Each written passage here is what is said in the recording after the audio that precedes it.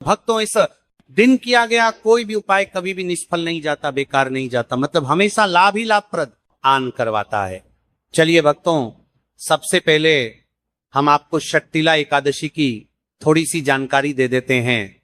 भक्तों, इस बार 2026 में षटतिला एकादशी को लेकर लोगों के मन में कंफ्यूजन की स्थिति बनी हुई है कि यह व्रत किस दिन रखा जाएगा, 14 जनवरी कैसे किया जाएगा, शुभ मुहूर्त क्या रहेगा, इस दिन क्या खाना है और क्या नहीं खाना है। इस वीडियो में हम आपका सारा कंफ्यूजन दूर कर देंगे। बस आपको संपूर्ण जानकारी के लिए इस वीडियो को पूरा देखना होगा। और भी बहुत सारे लोगों के प्रश्न आ रहे हैं कि षटतिला एकादशी पर हम पवित्र नदियों में स्नान नहीं कर सकते तो क्या करें, पहली बार यह व्रत कर सकते हैं या नहीं। इन सभी प्रश्नों के उत्तर आज हम इस वीडियो में जानेंगे और यह भी बताएंगे कि वह कौन सी चीज है जो हमें 14 जनवरी षटतिला एकादशी के दिन जरूर ही खा लेनी चाहिए। अगर आप ये चीज खा लेते हो तो आपको धनवान बनने से विधाता भी रोक नहीं पाएंगे। सातकारी ही भक्तों षटतिला एकादशी है और षटतिला एकादशी की रात तुलसी में एक चीज जरूर बांध देना चाहिए। अगर आप षटतिला एकादशी के दिन तुलसी में यह खास चीज बांध देते हो तो माता लक्ष्मी जी की कृपा से आपके जीवन में जो गरीबी है वह सब दूर हो जाएगी। भक्तों, इसलिए वीडियो को पूरा ही देखें, आधा अधूरा ना देखें। चलिए जान लेते हैं भक्तों, प्रत्येक वर्ष वैशाख मास के कृष्ण पक्ष की एकादशी तिथि को षटतिला एकादशी का पावन पर्व मनाया जाता है। वर्ष 2026 में यह पर्व 14 जनवरी बुधवार को मनाया जाएगा। इस दिन श्रद्धालु पवित्र नदियों में स्नान करते हैं और दान पुण्य आदि करते हैं। इस अवसर पर पितरों के तर्पण, पिंड दान और श्राद्ध जैसे कर्म भी किए जाते हैं। षटतिला एकादशी के दिन संगम में स्नान और दान करने का विशेष में इस समय स्तर पर को बीज बारण इस सर्व पितरों में दान करने का विशेष में फत होता है, जिससे भगवान विष्णु की कृपा प्राप्त होती है। इस साल एकादशी के दौरान इस दिन का महत्व और भी बढ़ गया है क्योंकि ऐसा शुभ दिन षटतिला एकादशी के दिन पड़ रहा है। धार्मिक परंपरा के अनुसार इस दिन पितरों के लिए दीपक जलाने का विधान है। पितरों के लिए दीपक जलाना धार्मिक रूप से अत्यंत शुभ माना गया है। यह कर्म उनकी आत्मा की शांति के लिए आवश्यक होता है और वंशजों को उनके आशीर्वाद की प्राप्ति होती है। भक्तों, चलिए सबसे पहले हम आपको बता देते हैं कि षटतिला एकादशी की सही डेट टाइम क्या है। फिर हम आपको बारी बारी से सभी जानकारी बताते हुए चलेंगे और यह भी बताएंगे कि वह कौन सी चीज है जो हमें षटतिला एकादशी के दिन जरूर ही खा लेनी चाहिए। और भक्तों, साथ में हम आपको बताएंगे कि षटतिला एकादशी दिन एक चीज भूलकर भी नहीं खानी चाहिए, एक चीज भूलकर भी नहीं खानी चाहिए। अगर आप ये चीज षटतिला एकादशी के दिन भूलकर भी खा लेते हो तो आपके घर में मृत्यु भी हो सकती है।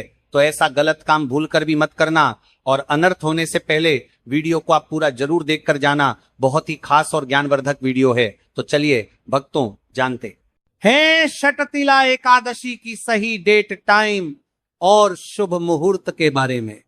लेकिन दोस्तों, उससे पहले आपसे हाथ जोड़कर एक रिक्वेस्ट करते हैं कि अगर आप इस चैनल पर नए हैं तो चैनल को सब्सक्राइब करके वीडियो को एक लाइक जरूर करें।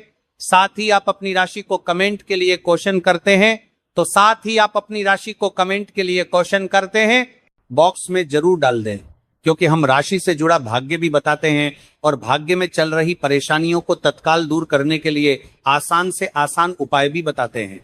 भक्तों, चलिए जान लेते हैं कि 2026 में षटतिला एकादशी की सही डेट टाइम क्या है। चलिए जान लेते हैं। हिंदू पंचांग के अनुसार साल 2026 की षटतिला एकादशी 14 जनवरी को मनाई जाएगी। यह महीने को चला करके करीवार नाथ जी ही एकादशी वस्या होगी। षटतिला एकादशी के दिन ब्रह्म मुहूर्त में स्नान और दान करना अत्यंत शुभ माना जाता है। इस दिन गंगा, यमुना और सरस्वती नदी के संगम में देवताओं का वास होता है। इसीलिए मौनी अमावस्या पर इन पवित्र नदियों के जल से स्नान किया जाता है। इस दिन जरूरतमंदों को दान करने से व्यक्ति को शुभ फलों की प्राप्ति होती है, साथ ही भगवान विष्णु की कृपा भी होती है। दोस्तों, वीडियो में आगे की जानकारी बताने से पहले अभी तक कमेंट बॉक्स में जय माता लक्ष्मी नहीं लिखे हैं तो जय माता लक्ष्मी जरूर लिखना। जब आप हमारे कमेंट बॉक्स में जय माता लक्ष्मी लिखें, लक्ष्मी लिखते हैं तो हमें काफी अच्छा लगता है और आप हमारी वीडियो को लाइक करते हैं तो हमारा मनोबल बढ़ता है, जिससे कि अच्छी अच्छी जानकारी होती है आप सभी लोगों के लिए लेकर के आते हैं। चलिए भक्तों, अब हम आपका ज्यादा समय बर्बाद न करते हुए जान लेते हैं कि षटतिला एकादशी के दिन किन चीजों का दान जरूर करना चाहिए, क्योंकि षटतिला एकादशी के दिन किया जाने वाला दान से भी बड़ा दान माना जाता है। चलिए भक्तों, अब हम जान लेते हैं कि षटतिला एकादशी के दिन किन चीजों का दान हमें जरूर करना चाहिए। तो भक्तों, पहली चीज है चावल का दान। धार्मिक मान्यता के अनुसार षटतिला एकादशी के दिन चावल का दान विशेष रूप से शुभ माना जाता है। चावल अन्न का रूप होता है और यह मान्यता है कि चावल का दान करने से घर में समृद्धि आती है और जो व्यक्ति दान करता है वह अपने जीवन में धन की कमी से मुक्त हो जाता है। इसके अलावा चावल का दान करने से पुण्य की प्राप्ति होती है और यह पापों का नाश करने में भी सहायक माना जाता है। धार्मिक दृष्टि से चावल का दान एक प्रकार से ईश्वर की सेवा करना है और ये व्यक्ति के जीवन में सकारात्मक बदलाव लाके बाकी मिला करके उसका दिखाता है। एक दान करने से की तरफ से सकारात्मक बदलाव सकता है।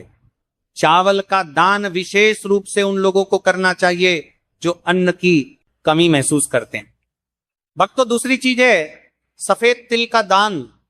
षटतिला एकादशी के दिन सफेद तिल का दान करना भी एक महत्वपूर्ण धार्मिक कार्य माना जाता है। तिल का दान करना एक बहुत पुरानी परंपरा है और विशेष रूप से यह दिन तिल दान के लिए उपयुक्त माना जाता है। सफेद तिल का दान करने से व्यक्ति को भगवान विष्णु की कृपा प्राप्त होती है। ऐसा कहा जाता है कि दर्ज भगवान विष्णु सफेद तिल से प्रसन्न होते हैं और जो लोग तिल का दान करते हैं उनके जीवन में भगवान की कृपा बनी रहती है। सफेद तिल को दान करने से शारीरिक और मानसिक रूप से भी शांति मिलती है।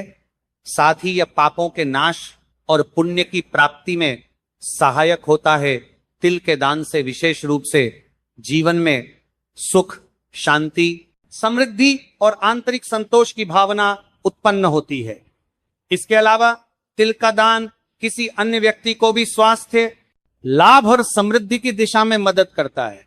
भक्तों, तीसरी चीज है आंवला का दान। आंवला एक ऐसा फल है जिसे आयुर्वेद में विशेष महत्व दिया जाता है। इसे जीवन का अमृत माना जाता है क्योंकि आंवला स्वास्थ्य के लिए बेहद लाभकारी होता है। शनिश्चर्य एकादशी के दिन आंवला दान करना विशेष रूप से शुभ माना जाता है। इसके बारे में धार्मिक मान्यता है कि अगर किसी को पैसों की तंगी हो या आर्थिक समस्याएं चल रही हो तो आंवला दान करने से इन समस्याओं से मुक्ति मिल सकती है। आंवला दान करने से व्यक्ति के जीवन में भगवान विष्णु की कृपा बरसती है और आर्थिक संकट दूर हो जाते हैं। इसके अलावा आर्थिक मला स्वास्थ्य के लिए भी बहुत लाभकारी होता है और इसका सेवन शरीर को ताजगी और ऊर्जा प्रदान करता है। इस दिन आंवला दान करने से पुण्य की प्राप्ति होती है और व्यक्ति को सुखी और समृद्ध जीवन जीने की दिशा में मदद मिलती है। भक्तों, चौथी चीज है सरसों के तेल का दान। षटतिला एकादशी के दिन सरसों के तेल का दान भी एक महत्वपूर्ण कार्य माना जाता है। इसे विशेष रूप से पितरों की कृपा प्राप्त। दोस्तों, हम सबको पता है कि 23 जनवरी 2026 यानी शुक्रवार को पड़ रही है बसंत पंचमी का बहुत ही प्यारा सा दिन, क्योंकि इस दिन को सरस्वती पूजा के नाम से भी जानते हैं। और मेरा एक एक करके चढ़ाएं या पूरा एक गुच्छा चढ़ाएं, कैसे गिने गए इन सभी की बात इस वीडियो में करने वाले हैं, तो पूरी बातों को समझेंगे और कैसे करना है इसकी बात भी समझिए। ठीक है, चलो सबसे पहले तो मैं आपको यह बता दूं कि अगर आपको सरसों का फूल नहीं मिलता है तो आपको क्या करना है, बाद में हम लोग उपाय की बात करेंगे, है ना। देखो, पहले काम तो यह करना है कि आपको खोजना होगा, है ना। पहले ही हार नहीं माननी है। इस चीज का ध्यान रखेंगे कि आपको सबसे पहले खोजना है कि हमें कहीं से भी सरसों का फूल मिल जाए। अगर कभी भी मौका लग जाए तो आप लोगों को सरसों का फूल लिखकर बहुत छोटा सा उपाय करना है। इन दोनों का संयोग बहुत ही कम आता है। इसी के साथ में गुरुजी ने अपनी शिव पुराण कथा में बताया है कि इस दिन आपको एक सरसों का फूल वाला उपाय तो आपको अवश्य ही करना चाहिए, क्योंकि ऐसा दिन पूरे साल में सिर्फ एक ही बार आता है। और दोस्तों, आप सभी लोग जानते हो कि शुक्रवार का अगर सबसे बड़ा कोई उपाय है तो वह सरसों का फूल वाला उपाय। तो दोस्तों, शुक्रवार बसंत पंचमी के दिन आप लोगों की को इस सरसों का फूल लिखकर बहुत छोटा सा उपाय करना। बहुत सारे लोग होंगे जिन लोगों ने इस उपाय को ना किया हो, मतलब पूरा साल निकल गया, उन्होंने किसी भी दिन इस सरसों का फूल वाला उपाय को ना किया हो। पर दोस्तों, आपके पास एक पहला मौका बचा हुआ है, जो कि 23 जनवरी 2026 शुक्रवार बसंत पंचमी के दिन है। इस दिन आप लोगों को इस वाले उपाय को जरूर कर लेना है। भले ही आपने पूरे भर इस उपाय को ना किया हो, पर अगर आपने इस माघ माह के शुक्रवार बसंत पंचमी के दिन अगर इस वाले उपाय को कर लिया तो आपको इस उपाय को करने का वह फल मिलेगा जिसकी आपने कभी कल्पना भी नहीं करी होगी। इसीलिए आप लोग इस वाले उपाय को एक बार जरूर कर लेना है, ताकि आप लोगों के हाथ से यह मौका ना जा सके और आपको इस उपाय को करने का फल मिल सके। दोस्तों, यह उपाय पंडित जी ने अपनी अभी की ही श्री शिव महापुराण की कथा में बताया है जी। इस उपाय को आज हम आपको बहुत अच्छे से समझाने वाले हैं। इस वीडियो को देखने के बाद इस उपाय को समझाने के लिए आपको कोई और वीडियो को देखने की